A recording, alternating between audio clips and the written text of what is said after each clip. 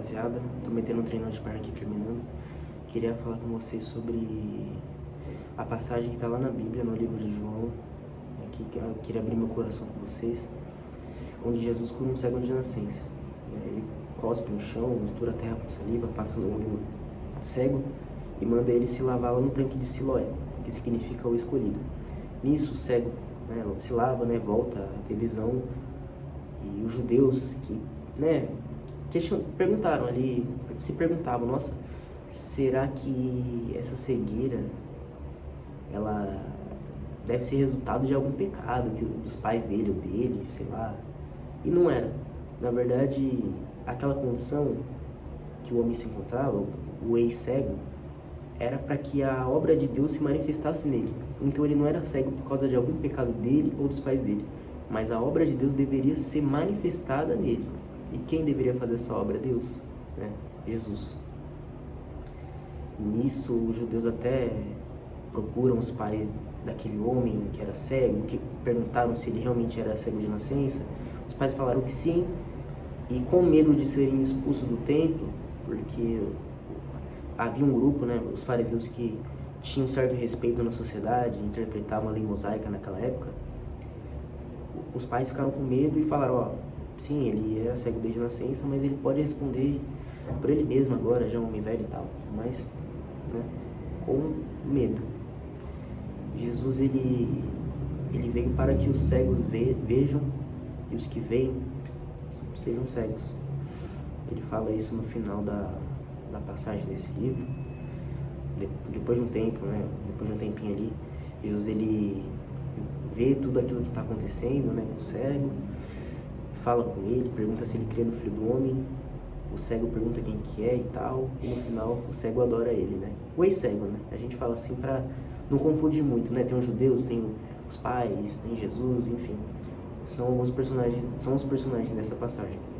O que a gente pode tirar disso é que muitas das vezes o olhar humano tem a naturalidade de enxergar aquilo, um problema, como, sei lá, ele deve ter feito alguma coisa errada, deve ter pecado, ou aquela história de pecado que os pais fizeram e aí a consequência herdou pro filho e tal.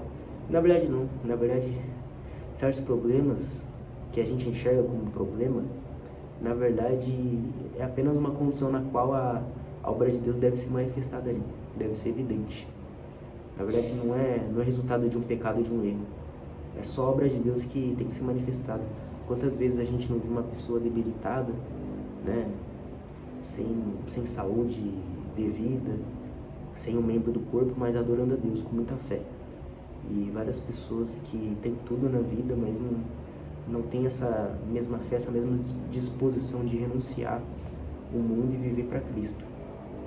É algo que não é fácil.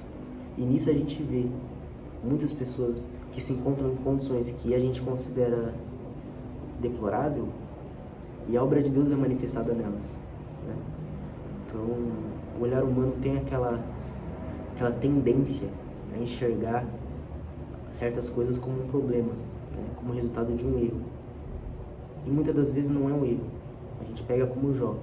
Jó sofreu o que sofreu não por causa de um erro, não foi por causa de um pecado, não tem uma motivação explícita.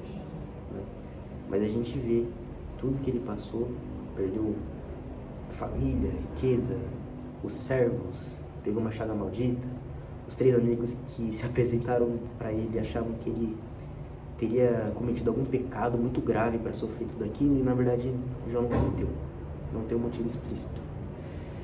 E Deus, ele se apresenta para Jó lá no finalzinho da história, e a gente vê toda a grandeza do Criador, toda a grandeza e toda a sabedoria, e Jó se curva perante a sua grandeza.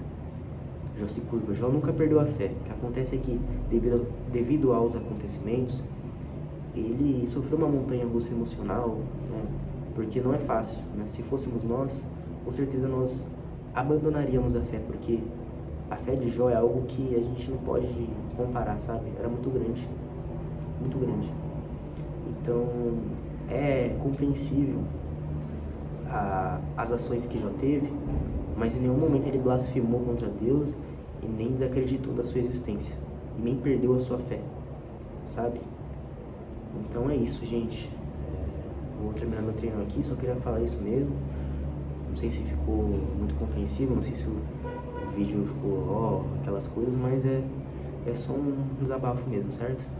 Deus abençoe vocês e vamos embora.